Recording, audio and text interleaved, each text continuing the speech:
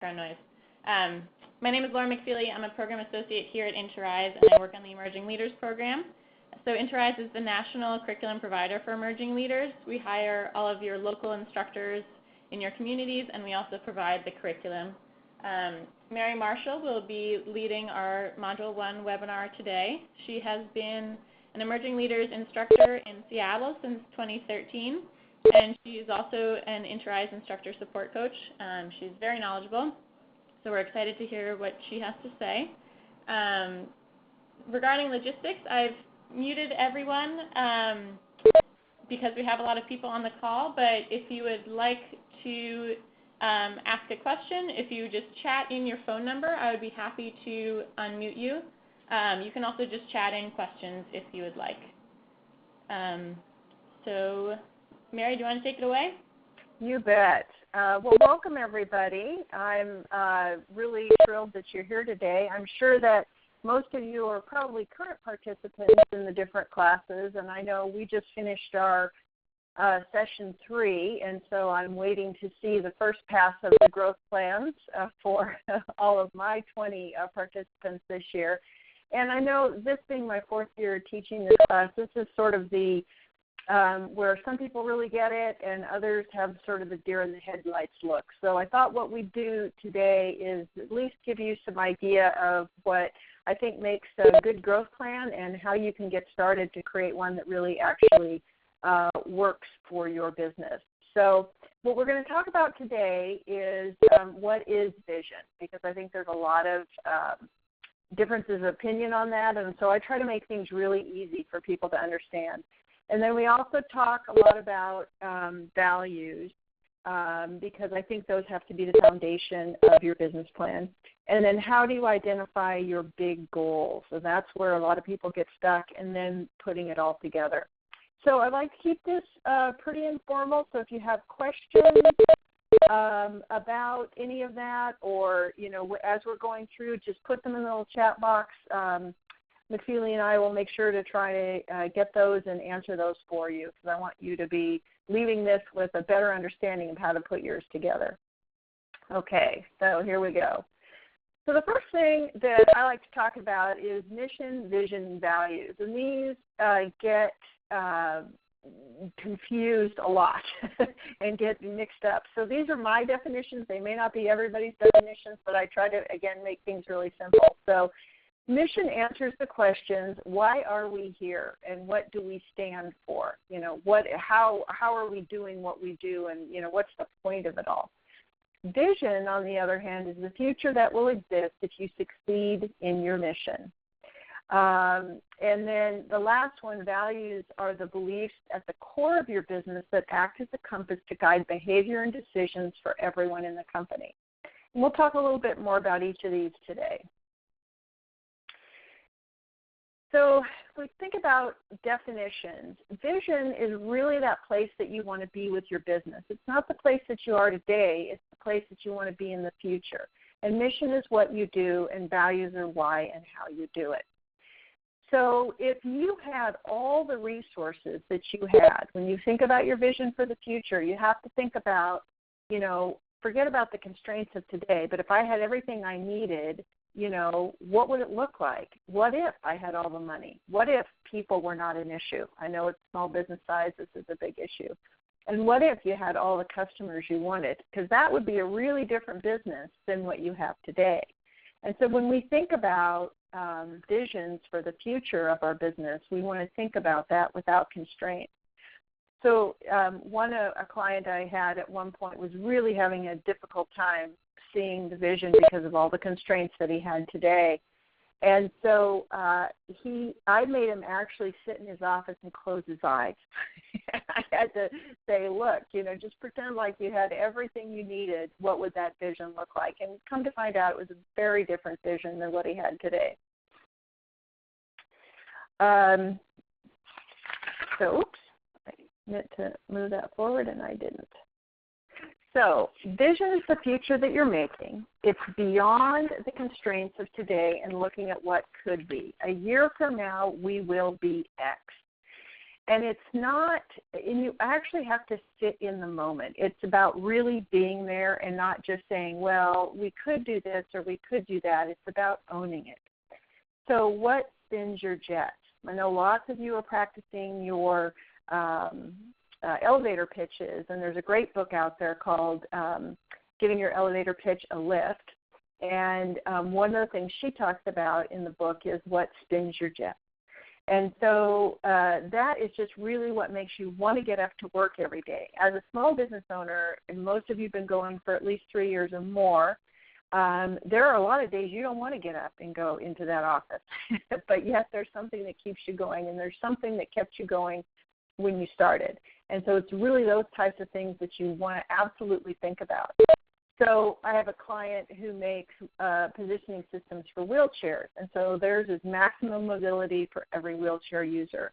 And I don't know if any of you recognized the second one there, which is a computer in every home. I live in Seattle. We have Microsoft here. That was their original vision, was for there to be a computer in every person's home way back in 1978 or whenever they started.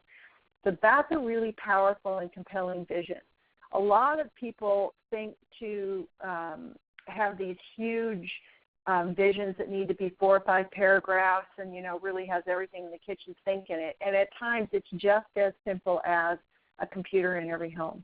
So if we know that's where we're going, then we can kind of think about what we're building around it. So the first thing I ask all my participants to do is to really go back and say, when you started the business, what did you want? What were you thinking about? And it's about, a lot of times it's about, beginning with the end in mind. What is the purpose, 10, 20 years down the road? Are you going to sell it? Are you going to give it to family? Are you going to keep it? And maybe, if everything goes well, you'd be at a level 5 business, which you wouldn't be, what's the word I'm looking for? You would be able to have all the resources you need, and then you would be able to have somebody else run it and just take some money out of it. So really think about, way far down the road, what is it that you're thinking about?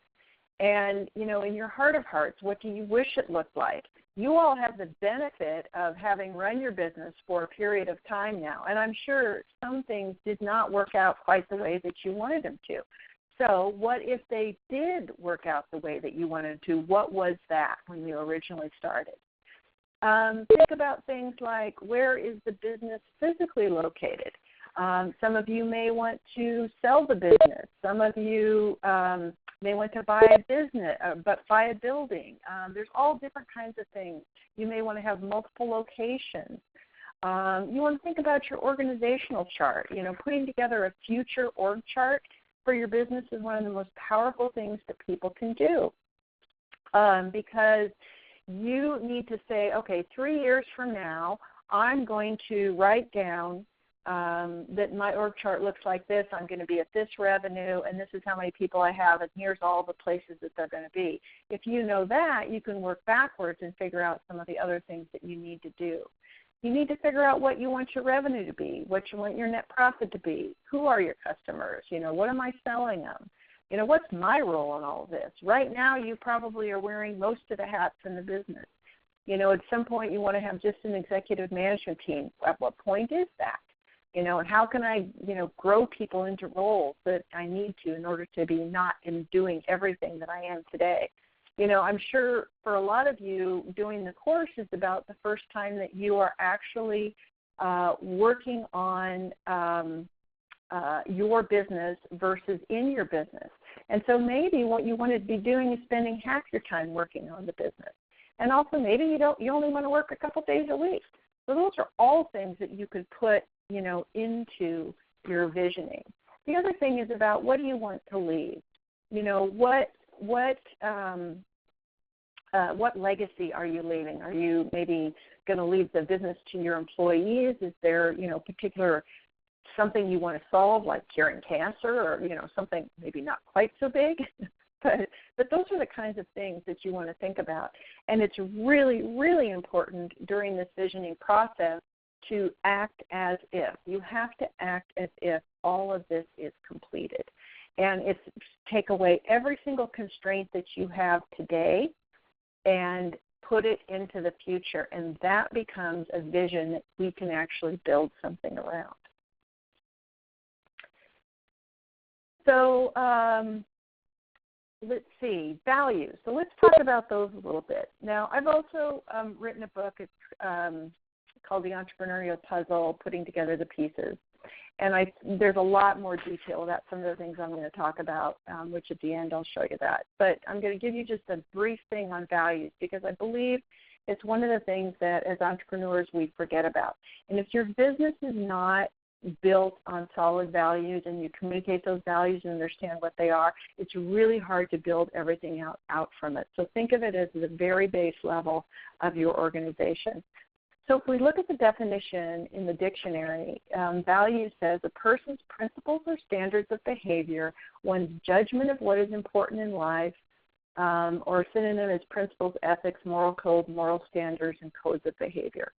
So when we think about a business, there is a foundation of values there that is either stated or unstated. And you want to make sure as an entrepreneur that yours is in fact stated. So this is a hard one because people are sometimes uncomfortable about talking about values because they're considered a little bit squishy or, why do we need to cover that? Well, I'll tell you why. Because at the core of it, values drive beliefs, and beliefs drive behaviors. Behaviors drive performance, and performance drives results. So if you want to get to that vision that you have thought about for a very long time, there are some values underneath there that are going to help you get there much quicker. Or if you haven't identified them and the culture sort of turns out something that was not really your intent, it's going to be very difficult to get to that vision. It's like being on the right road or being on the wrong road. You'll get there a whole lot quicker if you define them. And what you're looking for is cultural alignment. And what I mean by that is that all the values in your business are driving everything that you do. It's very easy to make decisions when you know what those values are. And the other thing is that there are no wrong values. Everybody gets sort of all hung up on, well, that's a terrible value if all you want is money. Well, it's not a good or a bad value. We give it meaning. It's either does it work and does it serve the nature of the business or not. That's really all it is. And so there are literally hundreds of values that we could have, and it's about defining yours. So it's really, think about it like the foundation of your business identity. So, for example, my personal values are curiosity, authenticity, caring, and creativity. Now, I know for me personally, if I'm not able to sort of live in a place where I get to do those things, I'm very, very unhappy, and so my performance goes downhill. And the same thing is true with your business. If in one of the businesses I worked for, their values were trust, caring, challenge, and growth. And so everything was done around those values. When the business started and got purchased by a big conglomerate, and they had those values in writing, but they didn't live those values, the company's performance started to wane greatly. So it's really important to identify those, talk about them, and think of them as the framework. If you want to really think about it, it's like the bumpers on the bowling alley that make sure that you don't get a gutter ball. So if you're trying to decide what your values are or the company's values, which are usually similar to the owners or the founders, think about the company's important stories. At some of those early days, when there was maybe 3 or 4 of you, or there was a customer that you had to serve, and you did something extraordinary to serve that customer, to deliver a product or service, or something you did for an employee, those are really the values of the company. I had an employee who had only been with me for 3 weeks or 4 weeks, I guess it was, and he was really valuable. However, he had a heart attack in his 4th week with our company. And, it was really sad because he wasn't quite on the insurance yet, and he didn't have other insurance, and, you know, he was performing a function that we absolutely needed. We only had 50 people at the company, but any absence was bad. And so we decided to go to the insurance company, make an exception, start his insurance on the first start date that he was there, kept his job for him while he was recuperating, and he was the most loyal employee after that. Now, it cost us money, but it was worth it because, again, one of my values is caring, and how caring would I have been if I just said, well, sorry, you're out of luck. So think about your stories and about the values that are at the base of those stories. And that's you can usually identify some of your values that way. The other two ways to identify some of your values are what we call high five and hell no moments. And these are places that come from celebration. So, for example, in your business, let's say you just landed a huge contract. Maybe you beat out the big guys, or it was a huge order that you've been trying forever to land. And maybe you coordinated with a couple of other vendors to make this thing happen, and there was just a big celebration in the business. My guess is that there would be something that you would be celebrating. Maybe it was collaboration. Maybe it was perseverance. Maybe it was that you were the most expert at this particular product, but there was something in there that you were celebrating. That could be some values. And the one that is probably most telling and easy to pull the values out are what we call hell no moments. And hell no moments are those where you just say, yeah, no, not doing that. So go back into your early childhood, and you can remember when somebody did something or asked you to do something, like when you're a kid and, everybody's sort of going along doing something, and all of a sudden you think, I'm going to get in really big trouble for this. I'm not doing it. Probably a hell no moment for you. At some point there was going to be something in there that you did not like. So in your company, too, when you refused to be bullied by a customer, or when you refused to charge a customer for something because it wasn't exactly what they wanted, those are your hell no moments, and there is a value at the base of those moments that define you and your company. So just, one of the ways to do this with companies is to sit down with everybody and take out a whiteboard. And here I've just listed, 25 or 30 different values. And just start writing down all the values that your team comes up with. Maybe just do it with your executive team to start, and then work it out through the company. But come up with all the different ones you can think of, and then you start crossing them off if they're a little similar or maybe not quite important. And the idea is to get down to, anywhere from 4 to 7 values that represent your company. Try not to have more than that. It's really hard to not only communicate that, but to sort of live those values. So make it easy for people. But anyway, this is just an example. But as you're working on your growth plan, as you're thinking about that big vision, it's really, really important to identify those values. So like the participants that I have, I always make them, come up with at least 4 that they are thinking about when they're thinking about putting together their plan, because it tells me a lot about their company and it helps me identify easier ways for them to get there.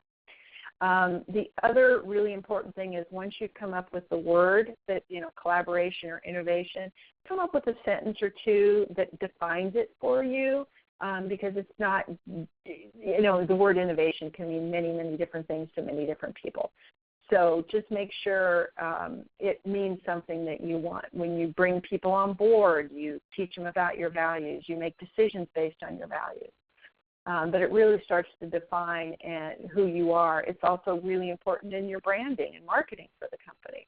So anyway, enough about that, but it is one of the foundations that we want to talk about when you're putting together these plans.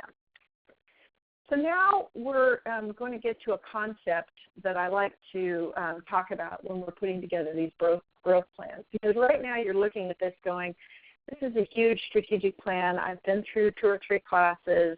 I'm thinking about what I want to do for my business, but I'm not really sure how to go about it. I don't know what the difference between a goal and a task is, and I'm just not sure how this whole thing gets put together. So there's a concept called Big Rocks Go First. So if you look at the jar on the left and compare it to the jar on the right, they both have exactly the same things in it. But if you look at the one on the left, the big rocks didn't make it in. They couldn't fit. And that has to do with the order with which you decide on them. So what happens is, and you can do this with your kids, it's really kind of a fun example. Take 2 jars, take 3 or 4 big rocks, take some pebbles and sand and water. And it's exactly the same, but if you do not put the big rocks in the jar first, the pebbles next, the sand next, and the water last, you will not get it in to the container. And so when you think about your growth plan, that's exactly how you want to think about it. If you don't get these big rocks first and really identify them, the rest of the plan will not come together, and it'll be one of those strategic plans that sits on the shelf that you never use. So I'm visual, so I like to do stuff like this to kind of give you an idea of what that looks like. So if you think about this, I tried to find a good picture of this, but unfortunately this is as close as I could come. But we think about it, the first stone there is where you are today. The vision is where you are across that pond, okay? And these big rocks or stones are the ones that are going to get you across, and under and around those are all the other pebbles and gravel and water that are going to need to be put into this plan to make it all work and to keep those big rocks on the top. So we'll go to the next one here. So what happens is if the big rocks don't go in the gap first, they won't fit. So, you know, the other way to think about this, if you're a visual person, think about standing on the edge of a canyon, and you want to get to the other side. And today, let's say this side that you're on is your current reality, and the vision is on the other side. So these big rocks have to be put into this canyon first so that you can eventually walk over it. So they won't get in the top, they won't go on top, they won't get done. And these really become your strategic objectives, or what I like to call big goals, okay? So they are the big things like creating a marketing strategy or creating an organizational chart. The next thing that goes in, you know, if we say big goals or big rocks or strategic objectives, then there's all these tasks that have to go in with them, or sometimes a lot of sub-goals. And these are the things that go in next. And these can be, with each of the big strategic objectives, you're going to have multiple things. Remember, this is a 3-year growth plan. One of the things that happens when I see these plans is that I see that all the times are within 6 months to 8 months. Well, it's a 3-year growth plan. And so if you really want to think big about 3 years from now, if you had all the resources that you needed, you know, getting it all done in 6 months is probably not likely. So, you know, I encourage you to go back up, think really big, and what might that be, and what needs to happen in the first year. And those are the big rocks, or the big gap between where you are and where you want to be. So the sand and water, the glue, make sure nothing slips. And you've got to think about your vision. This can also be your values and your foundation, you know, so it guides pretty much everything that you're doing. So to identify your big rocks, I'm sure some of you may have already turned yours in, or at least are thinking about it. So it's the first 3 to 5 things that you must accomplish to make your vision a reality. You're probably going to have a lot more, because once you get really going on these first 3 to 5 things, there's going to be a whole lot more that'll happen to get you to where you want to go. But these are the foundational gaps that are standing in your way to growth. So let's just say, for example, that today you're a $5 million business. Maybe your big vision is for you to triple your size to $15 million in 3 years. That's a pretty rapid growth rate for most small businesses. Let's say you have pretty good people but your problem is that you don't have salespeople. You just take incoming calls. So maybe you don't have an outside sales force. And so you've been able to grow at a maybe 30 to 40% growth rate for the first couple of years by not having anybody out in the field. So maybe your real problem is that this lack of a sales force or a sales strategy is really hindering you. So that becomes one of your first big growth goals would be, creating a sales strategy for the organization. And then you're going to have multiple little goals, sub-goals off of that or tasks that you're going to have to track in order to make that happen. But that would be like the first one. If you don't have that rock identified, really hard to get to the end goal. So then you're going to define the period of time that must make these happen. Now remember, with big goals, they don't have to happen in a year. They could take a couple of years to get there. You might have 4 or 5 sub-goals that you do accomplish in the first year, and then you just replace them with 3 or 4 more. So you want to define the time period that it needs to happen, add the sub-goals and tasks and tactics that need to happen with each of these, and then assign who will make this happen and how you're going to measure it. So let's see. So one of the other problems is that sometimes you don't know how to do this. Well, how do I know what my big rocks should be? So this is one of the things that I always encourage my participants to do for themselves, and don't do this just by yourself. Do it with your management team or with your whole company sometimes, and this is a SWOT analysis. So some of you may be experienced with this, others not. And so SWOT stands for strengths, weaknesses, opportunities, and threats. So a strength and a strength and a weakness are both internal things. Opportunities and threats are external things. So when you think about a strength, you think, what do we do well and what could we leverage? So what you do is just get a big piece of white paper, get your executive team or your whole company, whomever, your managers, sitting around and say, okay, what are our strengths? Well, we deliver faster than our competitors. We have a really good culture going on in our organization. We're very fair. We pay above average. We're positioned uniquely in the market, and, nobody else does what we do. I mean, just list all the potential strengths that you might have. Then you want to take another sheet of paper and list all of your weaknesses. And your weaknesses could be things that are getting in your way. For example, a lack of internal systems, or we don't have the proper software. We are being squeezed out by price from our competitors, so we don't have a good pricing strategy. We don't have a good training program, or we can't find employees. Those are all weaknesses that are going to impact your ability to grow. The next one, which is opportunities, is you're going to want to put those up on the board, and opportunities are external. So these are things that change over time. So it's things like, well, one of our competitors just went out of business. Maybe there's some people or some business that we could gain from them. Maybe there's a shift in the marketplace and there's a bunch of consolidation going on. So, that would be an opportunity that we want to take advantage of. Or maybe there's a new product or service coming out that, you could develop, or you could, create something to tap a particular market. Those are all opportunities that are here and right now that we might want to take advantage of.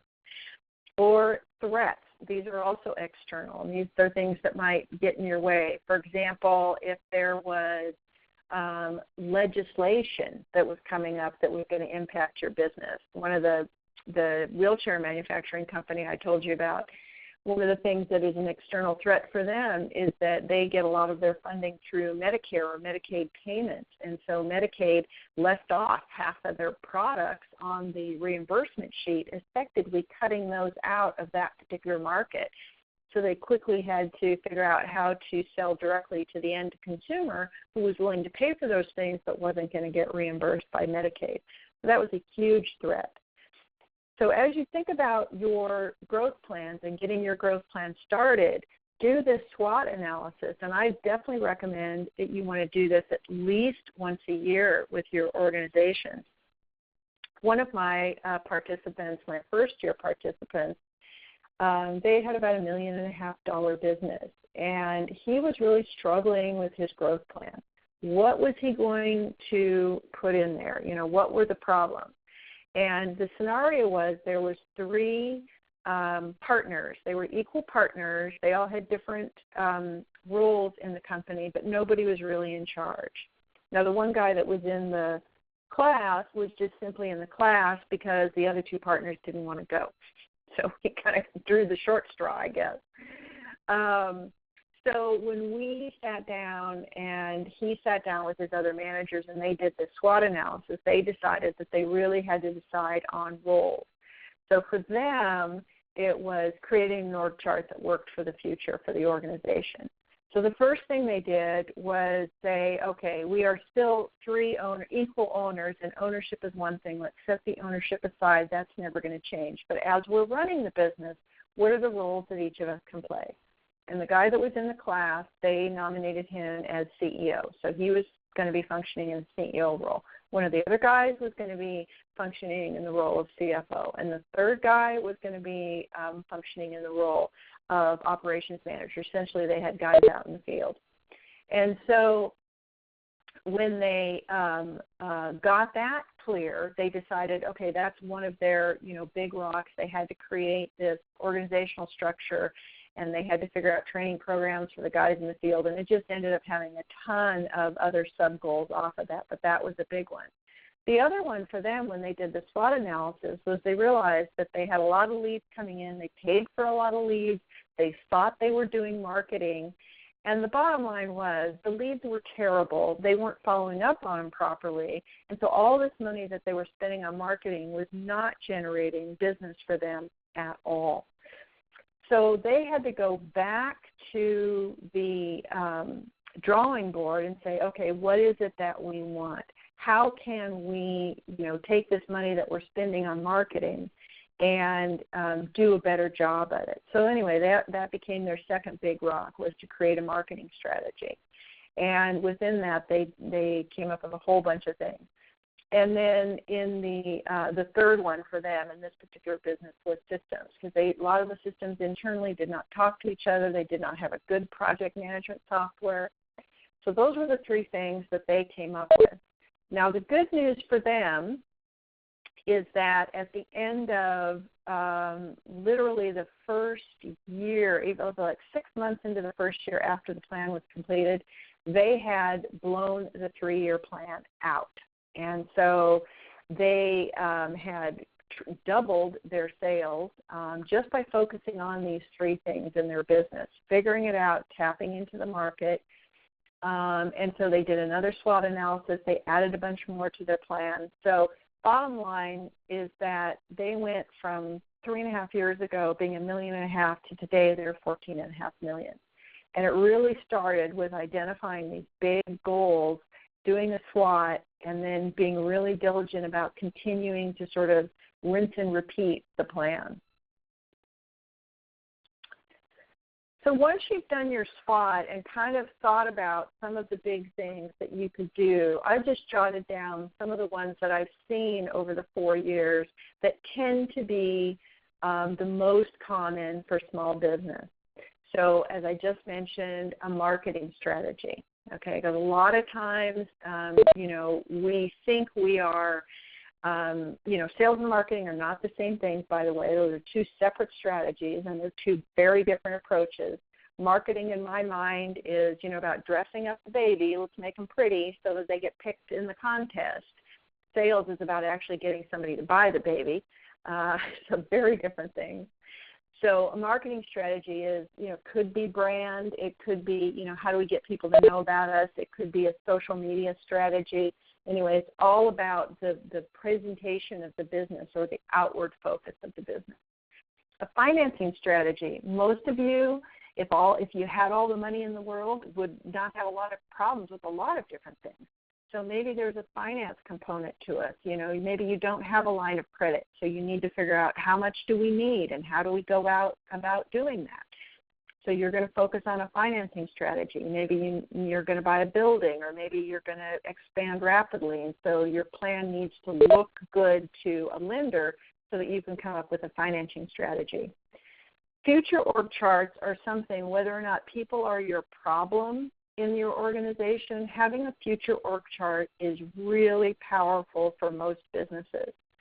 And what you want to do is not put the names of the people on these businesses, but you want to just start making the box. If you're going to be the CEO of the organization, who reports to you, what managers do you need in what departments, and simply start putting titles and a date. Because you, as the leader of the organization, need to be constantly recruiting. Well, if you don't know what positions you're going to have in the organization over the next 3 years, it's hard for you to know when you run across the ideal perfect person that this might be somebody you want to talk to. So you're going to want to be thinking about them, thinking about, once we get up to X revenue, we're going to put this, marketing manager in place. Right now we're going to outsource it, but in a year and a half we're going to want to bring that in-house. You may run into the perfect person, so you talk to them about, hey, we might be looking to hire you in the future, and et cetera, et cetera. So you need to be chief recruiter at all times. And so putting that org chart into place kind of helps you look at your business strategically and what you might be doing. If you're going to bring on a whole other division, you're going to need to be looking for some people in there. So it's really about a people strategy and looking at that strategically. Another one could be a diversification strategy. Let's say that all of your business, or 75% of your business, is in 8A. Maybe and part of 8A is you're going to eventually have to get out of it. So maybe they're wanting to see 25% of your business in a whole nother market, or selling to a completely different constituency than you're selling to today. So that's another strategy. Then there's a sales strategy. How are we going to get out there? Are we going to do internal sales or external sales? How am I going to go about finding these people? How am I going to compensate them? All the kind of stuff that goes into a sales strategy. Another big one that I see a lot is succession strategy. Now, this doesn't mean that you're selling the business. This means that you are creating a plan so that if you lose people, or that you move out of a certain role, you've got people right in there. Or maybe you're going for an ESOP. Maybe in 10 years you want to give the business to your employees.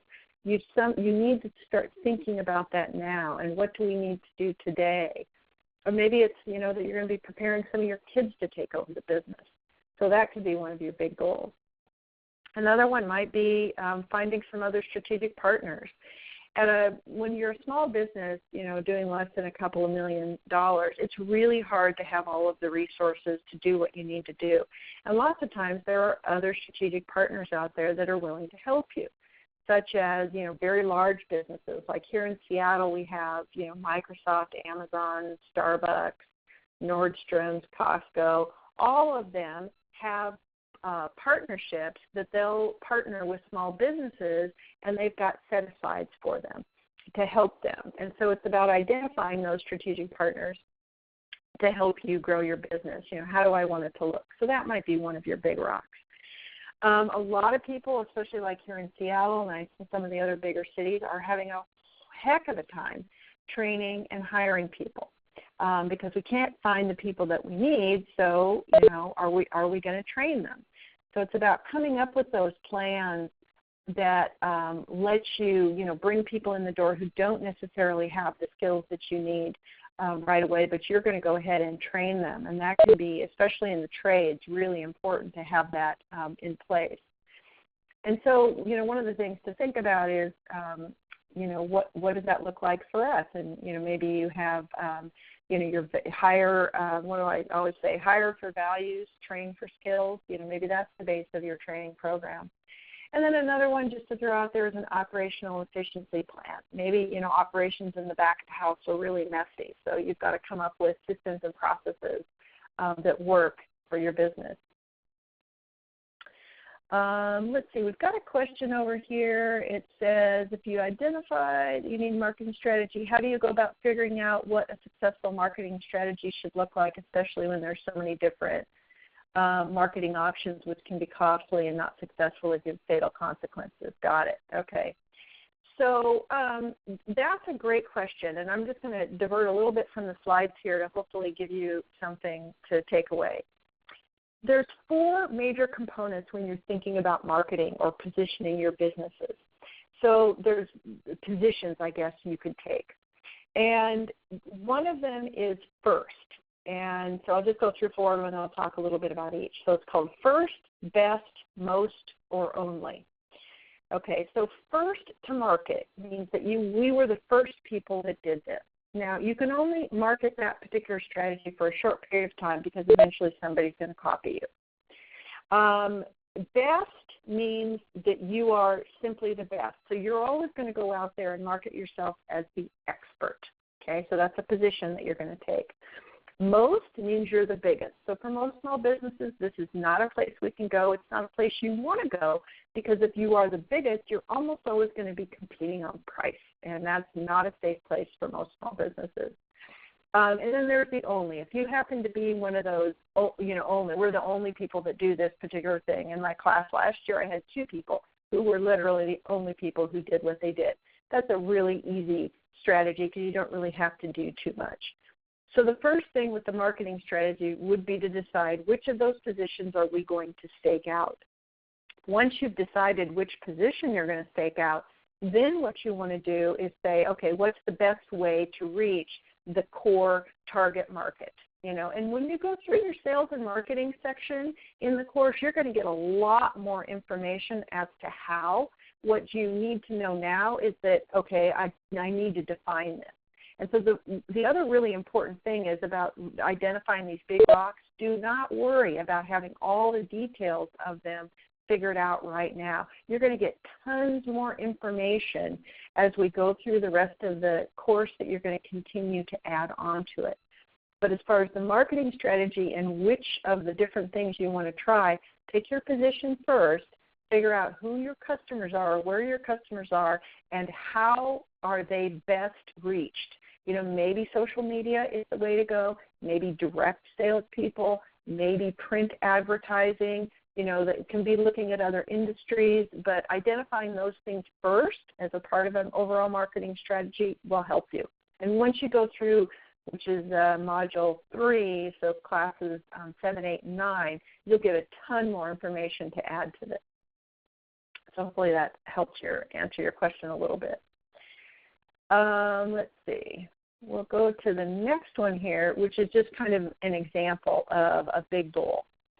So let's say hiring has really been a bugaboo for you, and it's been very difficult. You have not been able to, figure out how to either find people or keep people. So, and it's now, May of 2016. So you're going to create a hiring strategy by 12/17. Now you might want to put a date sooner on that, but that's going to be your big goal. So the first step in that would be to create that future org chart that I talked about with dates and titles and the positions you're going to need for 3 years. Now obviously this is going to change as if you do the SWOT every year, other information is going to come in, you may need to change. So another sub-goal of this would be identify a way to source new talent by X. Okay, so you're going to do that. You might put your training program right underneath this. Create a training program to elevate your current talent pool by X. And the last one might be to create a review process that identifies strengths and future goals of employees by X. So that would be one example of a big goal with a bunch of sub-goals or tasks. And if you go into on InterRise Connect and you look at the growth plan template, the first one that's due, the template in there has a lot of other information in it that you're going to need when you get ready for your final presentation. But for right now, what you want to really get honed in on is these big goals. And so if you look at the form itself, go to like the 4th or 5th page, I think, Laura, it is. And there is in the left-hand column, it says, goal. Well, that's really what I call a big goal. Big, meaning that there can be multiple ones. So you might also put a column to the left that says strategic objectives. So mine is going to be hiring strategy. And then I'm going to have 1, 2, 3, 4 goals that I've defined in there that I need to do. I'm going to put some dates around them. I'm going to say who's going to do them. And that's enough for now. That's enough for you to think about for now. As you go through and we get into the resource portion, you're going to think of all kinds of additional things that you're going to put in there.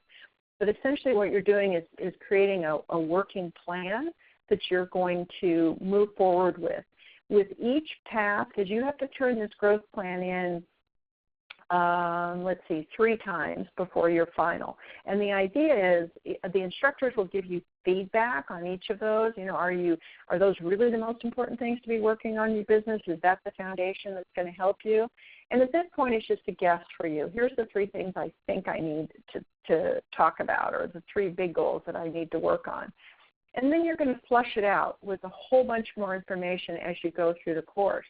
Your CEO groups are another great place to say, well, here's I think the 3 big things I need to be focused on in the business. And they might say, are you nuts? You know, if you don't get a handle on, finding people by, certain amount of time, you're never going to be able to grow, because with each person, you're going to be able to, generate $500,000 in revenue or something like that. So look to them to sort of help you figure out what the next steps are as well. And then when you turn in your first growth plan, you'll get the feedback from the instructor, and then you'll start to add things to it. So think about this as the bones. Your first pass is really the bones of your big goal, and then you're going to be adding all the, things that go onto that. I don't mean to be too graphic, but if you think about a human being, skin, tissue, all that kind of stuff that's going to go onto it. And before long, you actually have a plan. And then we'll just talk about SMART goals real quickly, because these are really very important in thinking about any of your goals. And I'll talk about a little bit about why. But they need to be specific. So it can't be like creating a marketing strategy is pretty non-specific, right? There's a lot of stuff underneath it. That's why I kind of call it a big objective or strategic objective. And you have to get granular in the goals that are assigned to it. So specific about, we will, be selling through Amazon by X date. That would be very specific. It has to be measurable. If you cannot measure it, it is not a SMART goal, and it's very hard to know when you're there. If you, say, well, we're going to grow our business, okay? If you just say you're going to grow your business, how do we know if you've gotten there? We don't. So you have to be very specific about it. And there's an old saying that says, what gets measured gets done. If it can't be measured, it's probably not going to be accomplished. And the next one is achievable. You can't put, if you're a $2 million business and you want to be a $50 million in business in 3 years, that is not achievable unless for some reason you merged with 3 other businesses and got, some amazing set of financing. So, make sure that it's actually achievable. A stretch, okay, it can't be a complete slam dunk, but it's got to be achievable. And then relevant. So, for example, if you are a project management company and your systems and processes are stellar, I mean, they're just terrific, and so they allow you to go out and do what you do. But your marketing is terrible and your close rate is terrible. Okay, so you've got a sales and a marketing problem. Again, 2 different problems. What you don't have is a systems problem, because the systems are really working pretty well. But if you chose to, be more efficient in your systems, or, figure out how to lean all your systems, like in lean manufacturing, that would not necessarily be relevant because it's already done. It would just be like, making the clock a little bit better, and it's not addressing the big things that are really your impediments to growth. That's what you want to be focusing on. And then the last thing on a SMART goal is it always has to be time-bound. You cannot have a goal out there that doesn't say by when you're going to get it done. So, and this is just kind of a fun, little graphic that I always use with my participants to share with them the importance of putting goals in writing and having somebody you talk to. So, and this is from the Association of Training and Research that did this study. But if you hear an idea, there's a 10% chance that it's actually going to get done. If you consciously decide to adopt it, it's still only about 25% that it's going to get done. If you decide when you'll do it, okay, now we're putting a time commitment on it, there's a 40% chance. So still, it's less than 50% it's going to get done at this point. Planning how you will do it, that's 50%. So if you decide on what one of your big goals is, you decide when you're going to do it, you really want to do it, you got the idea from somebody else, and now you're putting some planning into it, meaning some specifics, it's still only 50%. Commit to someone else that you're going to do it is 65%. So this would be your accountability group or your CEO group or, your class. You've committed to us that you're going to turn in a revision of your growth plan every 3 classes, so essentially every 6 weeks during this course. That's committing. So there's a 65% chance it's going to be done. And then having a specific accountability appointment with the person you've committed to. And this is why we have you meet with your accountability groups or your CEO groups, in between every other class. This is a specific accountability appointment that you're going to have. So long after the class is over, I'd strongly encourage you to either get, a coach, join a CEO group, keep up with the CEO group that you have, because your growth plan will have a 95% chance of being successful if you have that accountability that follows you after the class. So if we look at this graphic, so this is where I've tried to, again, not real good on the visual stuff here, but, sort of figure this out for you in a way that might make sense, makes it a little bit easier to understand, is that this is filling the gap between where you are today and where you want to be. Remember how we started in the beginning with where you are today and that vision across the river of where you want to be. Okay, you can't get there by just jumping. That's when you fall in and have a fatal mistake. Or you never jump off you never get off the edge of where you are today, and that's why businesses don't grow. So first thing is those, big rocks. Figure out what those are, those big foundational pieces, those big strategic objectives. They could be succession, sales, finance, marketing, or people. And then what are all the tasks and sub-goals? What are the values and all the other stuff that has to go into making this vision a reality for you? So in conclusion, first thing is define that vision without all the restraints of today. It's as if you had all the people, all the money, all the systems, anything that you could ever want. That's the vision that you want to describe for your business. Because if you define the vision for your business based on everything that's happened to you today, I guarantee you it'll be a much smaller, more restrained vision that will be minimal, and it's the difference between those businesses that just, barely eke along every year, growing a couple of percent every year, and those that truly have a 20 to 25% growth rate. Think about a horse going down a racetrack. They put those little blinders on them so that they can't see to the right or to the left.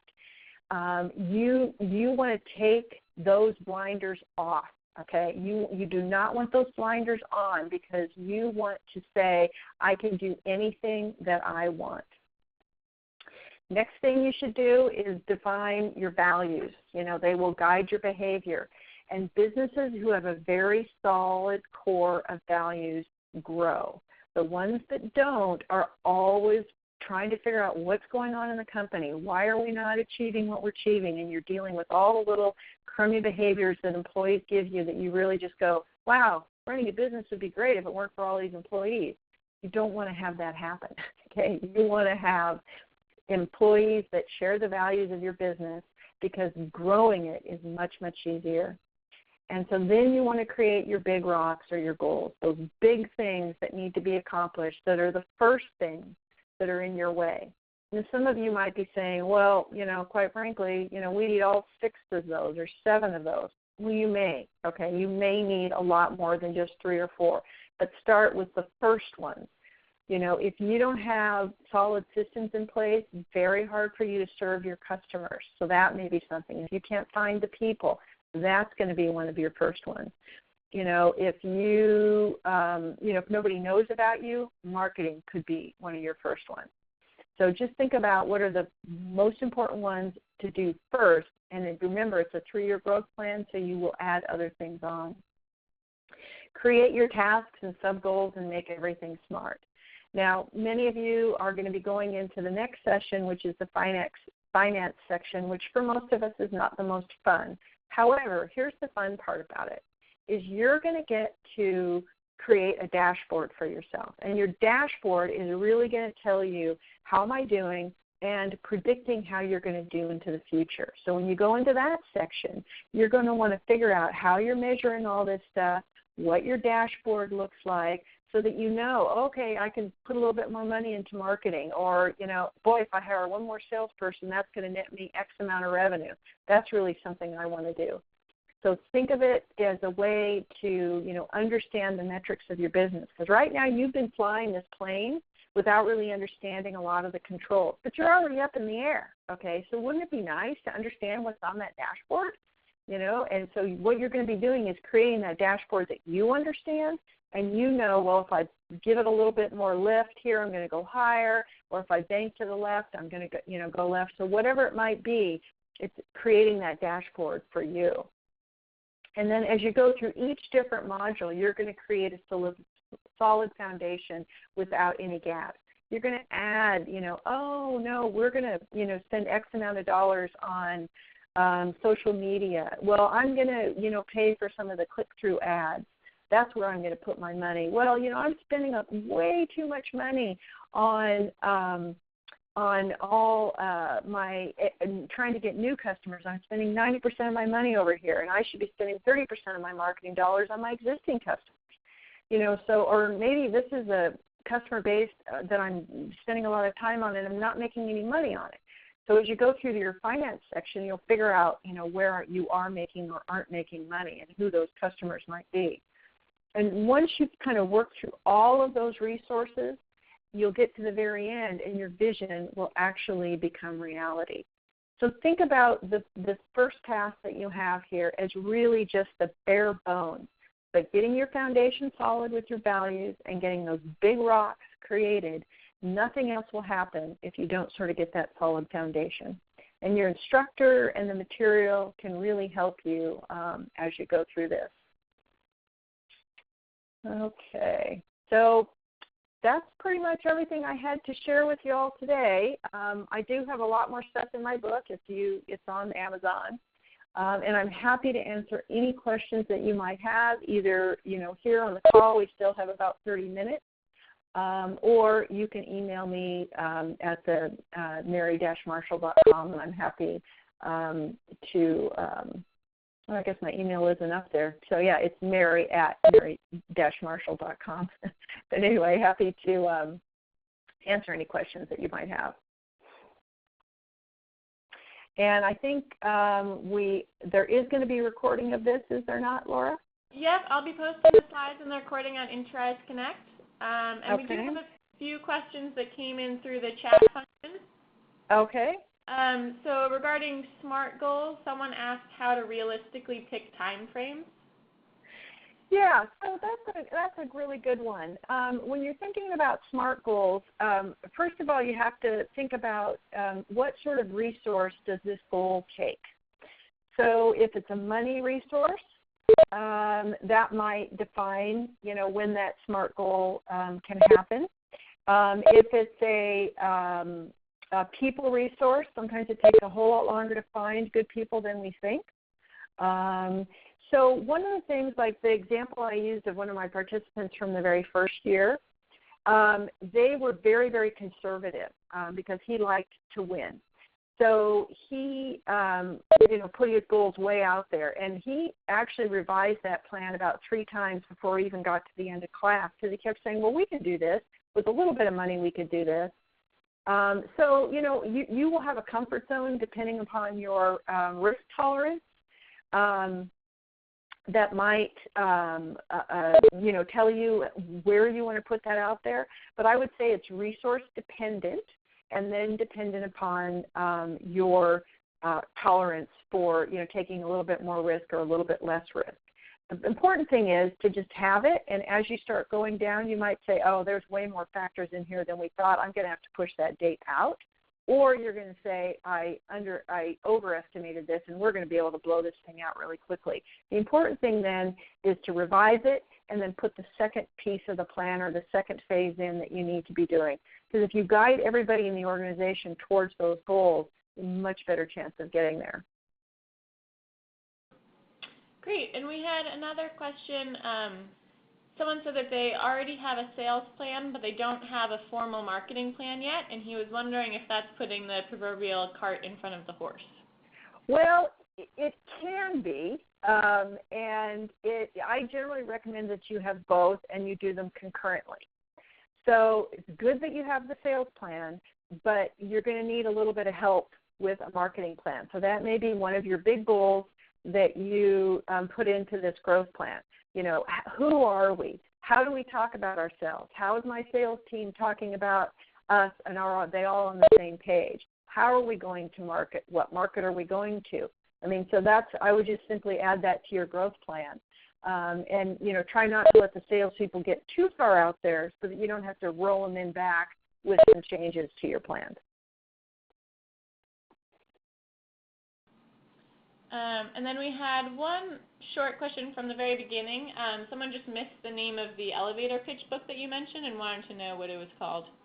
Sure, and that is, it's called Give Your Elevator Pitch a Lift, and the author is Lorraine Howell, and you can order that one on Amazon as well. It's real short, very easy, and especially if you have a sales team, I would get them that book because you need them to all be talking on the same page. Great. So that's it for questions that have been chatted in so far. Feel free to send in more.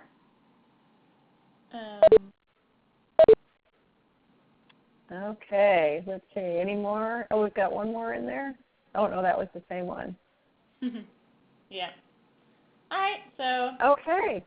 Great. Well, thank you so much, and good luck to all of you putting together your plans. I know that they're going to be great, and what I can tell you, I've worked with entrepreneurs for 20 years, and the growth plans that we have in the Interrise curriculum is by far the best and most effective growth plans that I have ever seen. So if you do the work and fill in all the gaps as you move through the class, your business is going to grow. Great. We did have one last question that just came in. Okay. Someone wrote that one of her goals is to figure out where they are now financially so that she can then figure out what the actual growth goal could be realistically. Do you see a problem with that, or do you have any thoughts or recommendations? Yeah, so I think you absolutely need to know where you are in order to know where you need to go. So what you're going to do is go backwards and figure out what percentage of, you have grown each year. And if you haven't grown, you might want to look out to the industry and say, okay, what's a realistic growth path for me? And what you'll find is that a growth plan of somewhere in the neighborhood of 20 to 25% is doable without outside resources. Once you get past 20 to 25%, it's difficult to do that without outside resources such as money or partnerships, other types of things. Because what happens is you will then go bankrupt. You'll take yourself right out of it because you'll run out of money, even though you've got a great idea. So finding out where you are today is terrific, but that's just like the first step to it, and then deciding what is reasonable growth for you. So that may be, a financing strategy. How can we, figure out a 10 or 20 or 30% growth rate and what that is going to take for you? Great. All right. Well, thank you so much, Mary. That was a really wonderful webinar, and I'm sure that all of the participants got a lot out of it. As a reminder, the slides and recording will be posted on Inturize Connect. And thank you all for joining us today.